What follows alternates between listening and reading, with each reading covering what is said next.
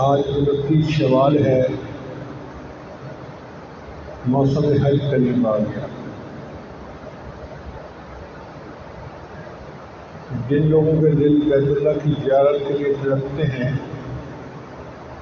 وہ آج کل بہت اداس ہیں، دعائیں مانگتے ہیں کہ اللہ وہ وقت لائے کہ ہمیں اس کے گھر کے دیدار کے لیے سفر نصیب ہو۔ یہ حج کا عمل اللہ کے ہاں ایک بہت مقبول عمل ہے، اور اس میں ہمارے لیے بہت سارے اسرار و رسوم ہیں۔ سب سے پہلی بات کہ حج ہمیں اجتماعیت کا درس دیتا ہے۔ نماز بھی اجتماعیت سکھاتی ہے، لیکن نماز کی اجتماعیت علاقائی ہے اور حج کی اجتماعیت عالمی سطح کی ہے۔ ہم دن میں 5 مرتبہ مسجد میں نماز پڑھتے ہیں، پھر جمعہ کے دن جامع مسجد میں نماز پڑھتے ہیں، پھر عید کی نماز سال میں 2 مرتبہ شہری سطح پر ہوتی ہے۔ تو علاقائی عمل ہوا۔ حج کا عمل عالمی عمل ہے۔ پوری دنیا کے مسلمان ان دنوں میں حج کے لیے مکہ مکرمہ آتے ہیں اور قیام کرتے ہیں۔ اس وقت مکہ مکرمہ میں عشاق جمع ہو رہے ہیں۔ پوری دنیا میں جہاں اللہ کے چاہنے والے ہیں یا اللہ سے محبت کرنے والے ہیں، وہ قدسی نفوس اللہ کے گھر کے دیدار کے لیے وہاں پر حاضر ہو رہے ہیں۔ عجیب وہاں کا منظر ہوتا ہے، قلوب کا اجتماع عجیب برکتوں کا باعث ہوتا ہے۔ چنانچہ اسلام نے ہمیں ایک رشتہ دیا دین کا، فرمایا انما المؤمنون اخوۃ، مسلمان سارے کے سارے بھائی بھائی ہیں۔ پوری دنیا میں جہاں کہیں کوئی مسلمان ہے، کوئی رنگ ہو، کوئی نسل ہو، کوئی علاقہ ہو، وہ سب آپس میں بھائی بھائی کے رشتے میں جڑے ہوئے ہیں۔ سچی بات تو یہ ہے کہ UN کا سب سے پہلا تصور اسلام نے پیش کیا۔ 1400 سال پہلے جب کوئی جانتا ہی نہیں تھا کہ عالمی سطح پر بھی لوگوں کو اکٹھا ہونا چاہیے، اسلام نے کہا ہاں تمہیں سال میں 1 مرتبہ میرے گھر میں اکٹھا ہونا ہے۔ مختلف ملکوں سے، مختلف علاقوں سے، مختلف زبانوں کے بولنے والے، مختلف رنگ و نسل کے لوگ اکٹھے ہوں، سب کلمے کے رشتے میں پروئے ہوئے موتی ہیں اور سب کے سب بھائی بھائی اکٹھے ہو رہے ہیں۔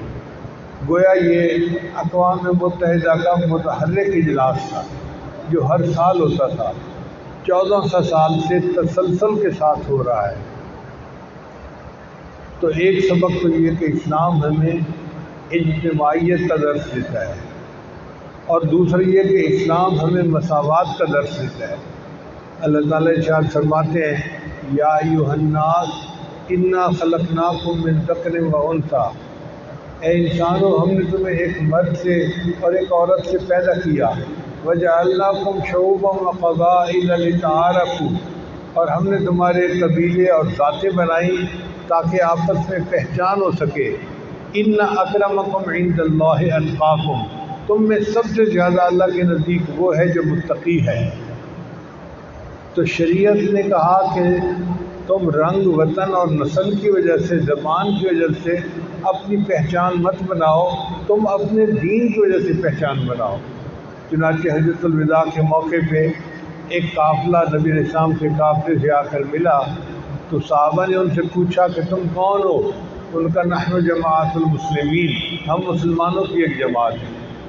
انہوں نے یہ نہیں بتایا کہ ہم یمنی ہیں، ہم حبشی ہیں، ہم فلاں علاقے کے ہیں، فلاں علاقے، نحن جماعت المسلمین، ہم مسلمانوں کی ایک جماعت ہے۔ تو ہماری پہچان اسلام ہے، دین ہے۔ رنگ، نسل، زبان کا فرق دین نے اس کو رد کر لیا ہے۔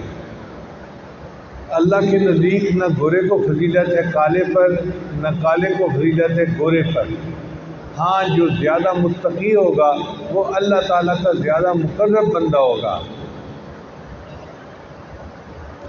علامہ اقبال نے لکھا، آ گیا عین لڑائی میں اگر وقت نماز، قبلہ رو ہو کے زمیں بوس ہوئی قوم حجاز، نہ کوئی بندہ رہا نہ کوئی بندہ نواز، بندہ و صاحب و محتاج و غنی ایک ہوئے، تیری سرکار میں پہنچے تو سبھی ایک ہوئے۔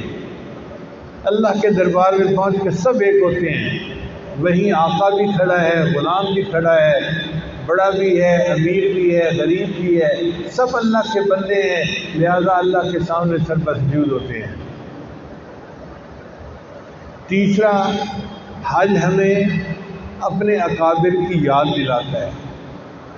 جب ہم حج کے موقع پہ جاتے ہیں تو ہمیں ابراہیم علیہ السلام کی یاد آتی ہے۔ اللہ کے ایک پیغمبر علیہ السلام تھے، بلکہ اللہ کے خلیل تھے، جن کو آگ میں ڈالا گیا مگر وہ توحید کے اوپر ڈٹے رہے، اپنی بات سے پیچھے نہیں ہٹے۔ ان کے بیٹے تھے اسماعیل علیہ السلام۔ اللہ نے ابراہیم علیہ السلام کو حکم دیا کہ اپنے بیٹے کو میرے نام پر ذبح کرو، کیونکہ انبیاء کے خواب سچے ہوتے ہیں۔ تو ابراہیم علیہ السلام نے اپنے بیٹے کو ذبح ہونے کے لیے کہا اور اسماعیل علیہ السلام فوراً تیار ہو گئے۔ کتنی محبت ہوگی اسماعیل علیہ السلام کے دل میں اللہ کی کہ ابھی بچے ہیں اور وہ اپنے اللہ کے نام پر جان دینے کے لیے تیار ہیں۔ جان دی ہوئی اسی کی تھی، جان دی ہوئی اسی کی تھی، حق تو یہ ہے کہ حق ادا نہ ہوا۔ ہم اللہ کے نام پر جان بھی دے دیں تو بھی حق ادا نہیں ہو سکتا، کیونکہ اللہ ہی کی تو دی ہوئی جان ہے۔ پھر ہمیں بی بی ہاجرہ کی یاد آتی ہے، کس طرح اسماعیل علیہ السلام کی خاطر انہوں نے صفا اور مروہ کے درمیان چکر لگائے۔ جب صحیح کرتے ہیں تو بی بی ہاجرہ کی یاد آتی ہے۔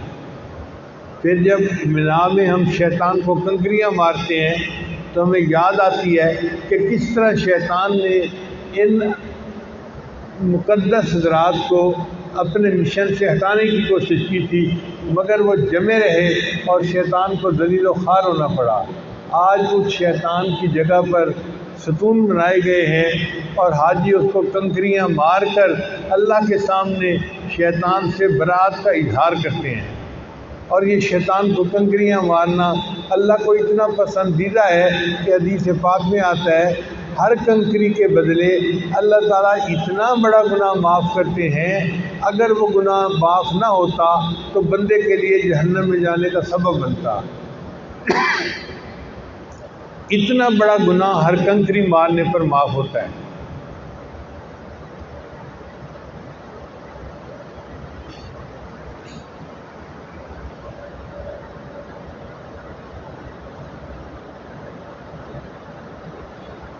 پھر نبی علیہ السلام کی یاد آتی ہے، کس طرح حجۃ الوداع کے موقع پر تشریف لائے اور انہوں نے بیت اللہ کا حج کیا، انہوں نے بیت اللہ کا طواف کیا، حجر اسود کا استلام کیا، اور کس طرح انہوں نے بیت اللہ کو بتوں سے پاک کیا، لات و منات سب توڑوا دیے۔ بلال جانوں کو حکم دیا کہ آپ بیت اللہ کی چھت پر چڑھیں اور بیت اللہ کی چھت پر جو بت پڑے ہیں وہ بھی توڑ دیں۔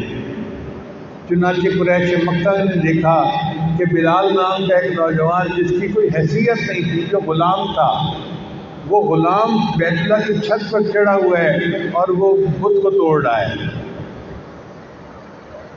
کسی نے بلال جان سے پوچھا کہ آپ کو یہ مقام کیسے ملا؟ تو انہوں نے جواب دیا، خس خس جنہ قدر نہ میرا تے میرے مالک نو وڈیائیاں، خس خس جنہ قدر نہ میرا تے میرے صاحب نو وڈیائیاں، میں گلیاں دا روڑا کوڑا محل چڑھایا سائیاں۔ میں تو گلیوں کا روڑا کوڑا تھا، مجھے میرے آقا نے محل پر چڑھا دیا اور مجھ سے یہ کام لے لیا۔ تو ہمیں پتہ چلتا ہے کہ کس طرح حاجی کو اپنا دل اللہ کے شریکوں سے پاک کرنا چاہیے۔ چنانچہ حاجی طواف کرتے ہوئے یہی پڑھتا ہے ترکت اللات والعزیٰ جمیعا کذالک یفعل الرجل البصیر۔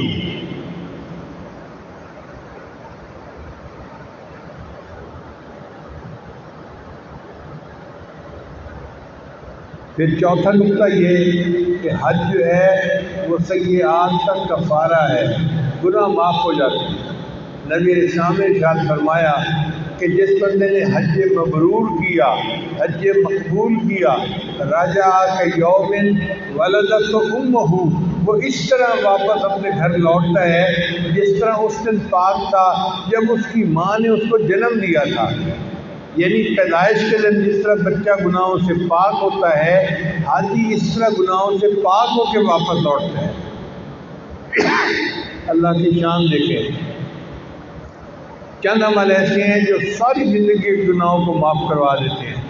ایک ہے کلمہ پڑھنا، جس نے کلمہ پڑھ لیا اس کے پچھلے سارے گناہ معاف ہو گئے۔ الاسلام یہدم ما کان قبلہ۔ پھر دوسرا حج جس نے کیا اس کے بھی پچھلے سارے گناہ معاف ہو گئے۔ پھر تیسرا جو اللہ اور اس کے رسول صلی اللہ علیہ وسلم کے لیے ہجرت کرتا ہے، الہجرت تہدم ما کان قبلہ، ہجرت بھی اپنے سے پہلے کے تمام گناہوں کو معاف کروا دیتی ہے۔ تو حج سیئات کا کفارہ ہے۔ پھر حج قبولیت دعا کا سبب ہے۔ حرم شریف میں 12 مقامات ایسے ہیں جہاں پر نبی علیہ السلام نے ارشاد فرمایا کہ بندے کی دعا قبول ہوتی ہے۔ اب آپ غور کریں کہ سید الانبیاء اللہ کے محبوب صلی اللہ علیہ وسلم جب بتائیں اس جگہ پر دعا قبول ہوتی ہے تو پھر حاجی کی کتنی خوش نصیبی ہے۔ رحمت کا ہے دروازہ کھلا مانگ ارے مانگ، دیتا ہے کرم ان کا صدا مانگ ارے مانگ۔ مایوس نہ ہو یہ میرے اللہ کا در ہے کس لیے خاموش کھڑا مانگ ارے مانگ۔ بھر جائے گا کشکول مرادوں سے تیرا بھی، بن کر میرے اللہ کا گدا مانگ ارے مانگ۔ محروم رہے گا نہ کوئی ان کے کرم سے، ہے جوش میں دریائے عطا مانگ ارے مانگ۔ اللہ سے اللہ کو مانگوں گا نیازی، ہو جائے اشارہ کہ دعا مانگ ارے مانگ۔ تو بندہ وہاں دعا مانگتا ہے اور اللہ کی طرف سے قبولیت ہو جاتی ہے۔ پھر پانچواں نقطہ یہ کہ حج جو ہے وہ ذریعہ تذکیر ہے۔ ذریعہ تذکیر کا کیا مطلب کہ بیت اللہ کو دیکھ کے ہمیں اللہ یاد آتے ہیں، جیسے مکان کو دیکھ کے مکین یاد آتا ہے، ہم اللہ کے گھر کو دیکھتے ہیں ہمیں اللہ یاد آتا ہے۔ ہم اللہ کو تو نہیں دیکھ سکتے، اللہ کے گھر کو تو دیکھ سکتے ہیں نا۔ اور یہ دستور ہے کہ جب کوئی محبوب کو نہ دیکھ سکے تو محبوب کی متعلقہ چیزوں کو دیکھ کے وہ دل کو تسلی دیتا ہے۔ بیٹا فوت ہو جاتا ہے نا تو ماں اس کے کمرے میں جا کے سکون محسوس کرتی ہے، اس کی چیزوں کو دیکھ کے سکون محسوس کرتی ہے۔ میرا بیٹا یہ کپڑے پہنتا تھا، یہ چپل پہنتا تھا، یہ کام ایسے کرتا تھا، یہ کام ایسے کرتا۔ اسی طرح جب مومن اللہ کے گھر کو جا کے دیکھتا ہے تو اسے اللہ یاد آتا ہے کہ میرا اللہ کتنا کریم ہے، میرا اللہ کتنا عظیم ہے، اس کی کیا شان کبریائی ہے اور اس کی کیا شان دل ربائی ہے۔ علامہ اقبال نے کچھ اشعار جاوید نامہ میں لکھے ہیں تو یہ اشعار قرۃ العین طاہرہ کے۔ تجھ سے اگر ہو گفتگو چہرہ بچہرہ روبرو، کیا محبت الہی میں اشعار کہے ہیں۔ تجھ سے اگر ہو گفتگو چہرہ بچہرہ روبرو، میں حال دل بیاں کروں نکتہ بہ نکتہ منہ بہ منہ، تیرے فراق میں رواں آنکھوں کی راہ خون دل۔ یعنی اے اللہ تیری جدائی میں میرا خون دل میری آنکھوں کے آنسوؤں کے ذریعے سے ٹپکتا ہے۔ تیرے فراق میں رواں آنکھوں کے راہ خون دل، دجلہ بدجلہ یم بیم، چشمہ بچشمہ جو بجو، جامع جام اپنے یوں شوق کو تیرے بن لیا، یعنی جو جسم کا کرتا ہے، اللہ ہم نے تیری محبت کو اس کرتے میں اس طرح سے سی لیا ہے، جامع جام اپنے یوں شوق کو تیرے بن لیا، ریشہ بریشہ نخ بنخ، تار بتار پو بپو، پایا نہ کچھ تیرے سوا دل پہ بہت جو کی نگاہ۔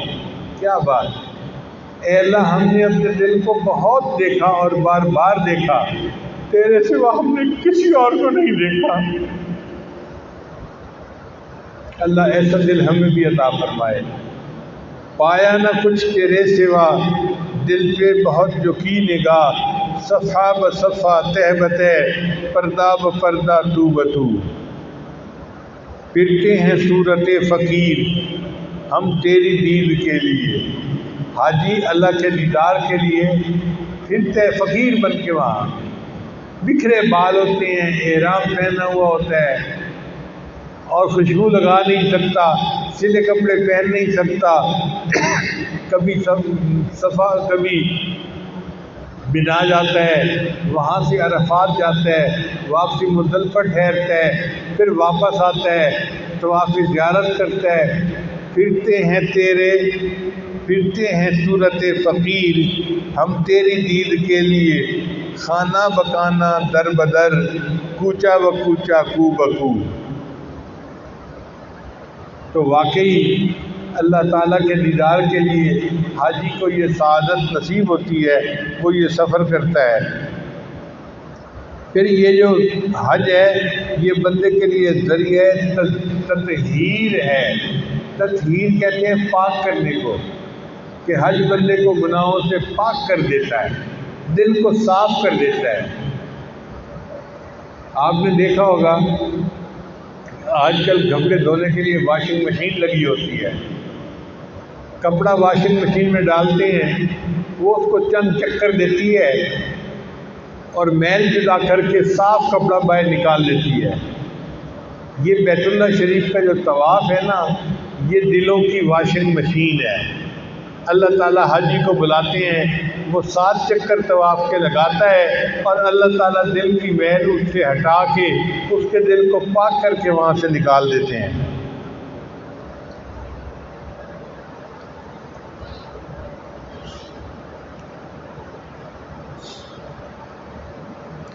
شاعر نے کہا، جب نور کی بارش میں طواف کیا میں نے، اللہ کی رحمت کے دروازے کھلے پائے،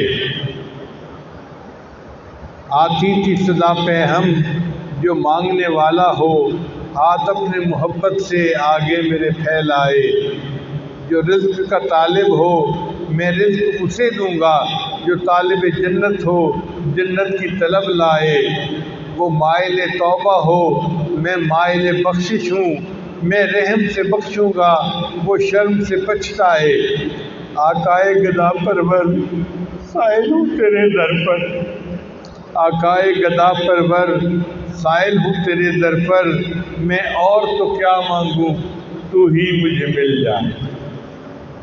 تو حج کا سفر ایسا ہے کہ بندہ اللہ سے اللہ کو مانگتا ہے اور اللہ اس بندے کو اپنا بنا لیتے ہیں۔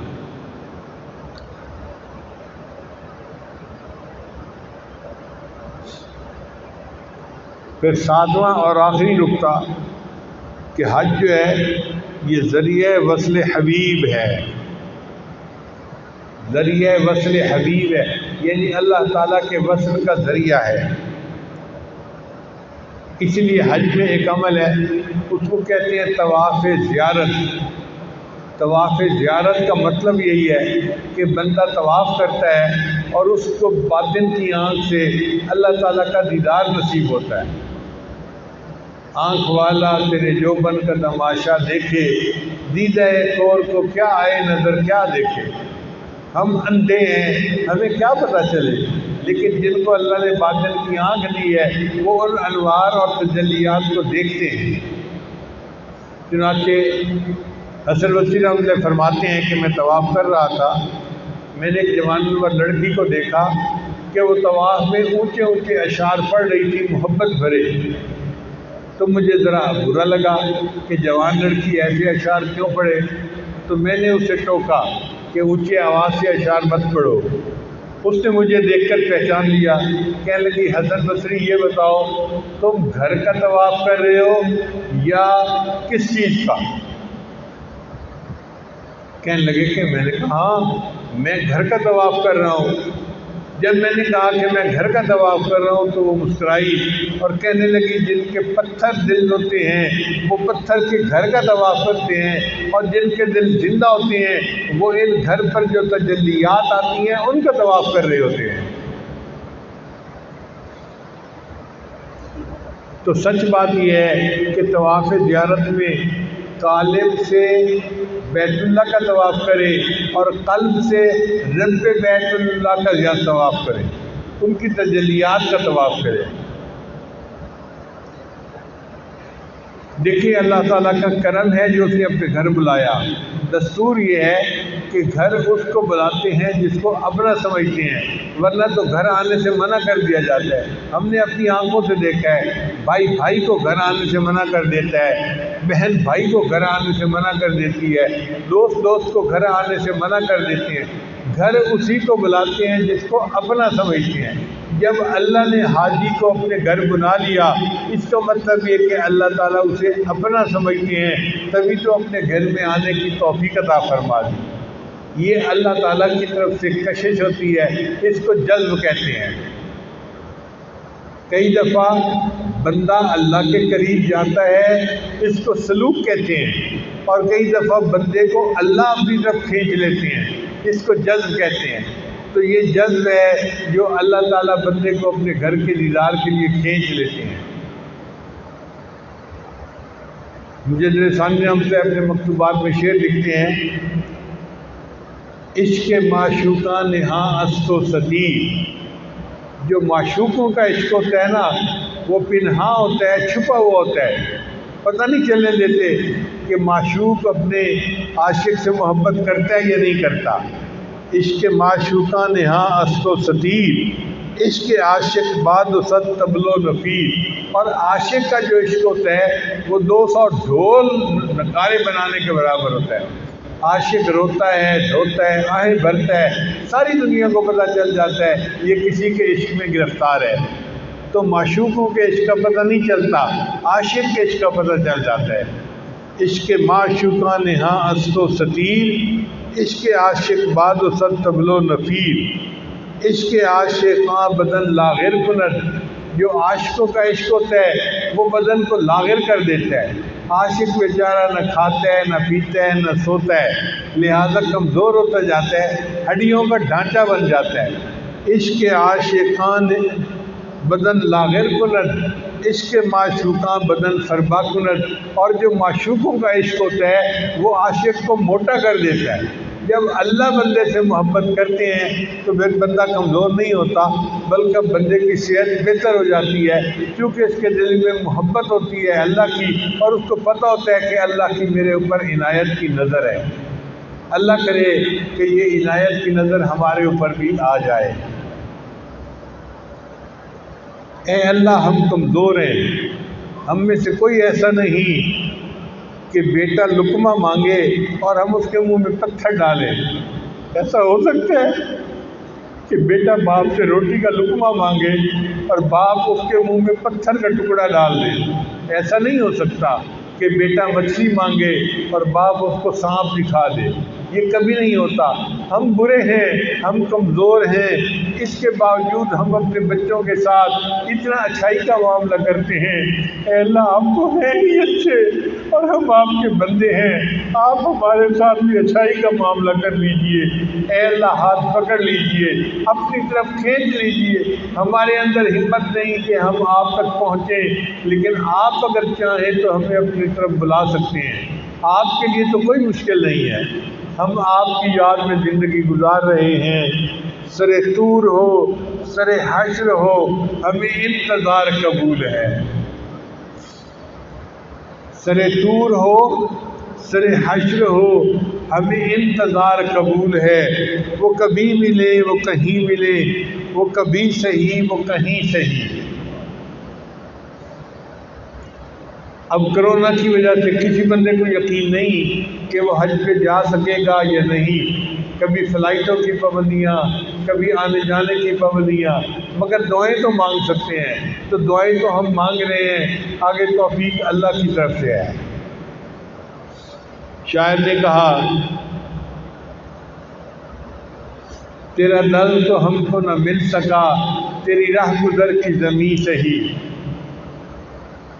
جو حج پہ نہیں جا سکے یہ اس کی کیفیت ہے، تیرا در تو ہم کو نہ مل سکا، تیری راہ گزر کی زمیں سے ہی، ہمیں سجدہ کرنے سے کام ہے، جو وہاں نہیں تو یہی نہیں۔ اللہ ہم نے تو سجدے کرنے ہیں، اگر وہاں نہیں توفیق ملی تو ہم اسی محبت کے ساتھ یہاں سجدے کر رہے ہیں، اس لیے کہ ہم آپ کے چاہنے والے ہیں۔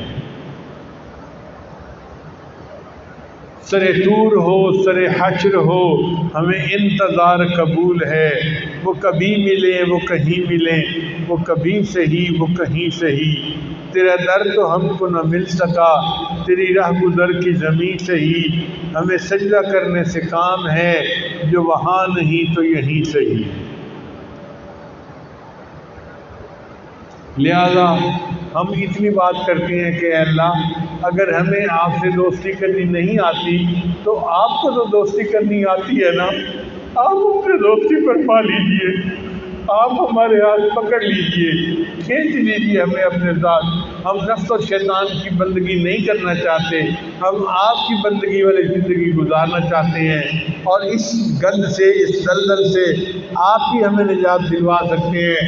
اے اللہ ہم پر رحمت کی نظر فرما اور ہمیں معصیت سے خالی زندگی نصیب فرما۔